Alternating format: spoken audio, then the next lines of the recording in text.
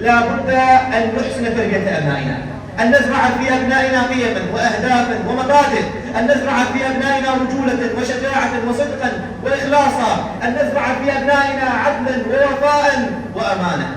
رسالة إلى الآباء تقول لهم في تعاملنا مع أبنائنا إما رعاية وإما تربية. فأما الرعاية فهو أن تأتي لابنك بالطعام واللباس وأن تهتم بنظافته، وأما التربية فأنك تزرع في ولدك القيم والمبادئ والأخلاق. وللأسف كثير من الآباء اليوم يحسنون العناية والرعاية ولكن لا يحسنون التربية. العناية والرعاية يحسنها الجميع، بل أجلكم الله حتى الحيوانات تهتم بأبنائها.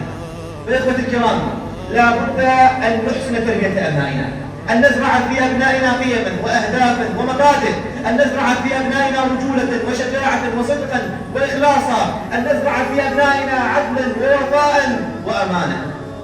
هذه هي التربية يا الكرام.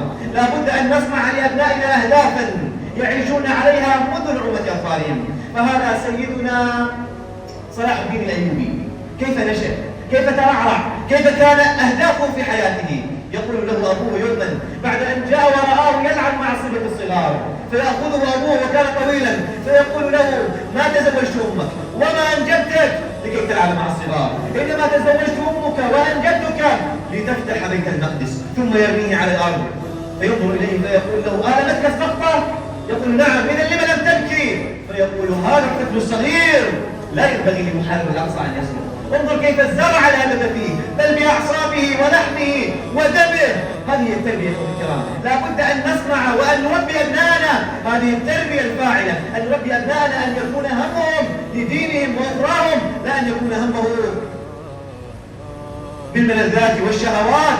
ليس في الحياة كذلك يا الكرام. لا بد لنا أن نربي أبنائنا أحسن تربية، أن نربي من هم قادة المستقبل أحسن تربية. فهذا شمس الدين شيخ محمد الفاتح كان يأخذ بمحمد الفاتح منذ أن كان صغيرا إلى أسوار القسطنطينية فيقول له: يا ولدي، هذه المدينة التي قال عنها رسول الله صلى الله عليه وسلم لتفتحن القسطنطينية، فلنعم الأمير أميرها ولنعم الجيش ذلك الجيش، وأريدك أن تكون. استطاع أن يفتحها محمد الفاتح وعمره 22 عام.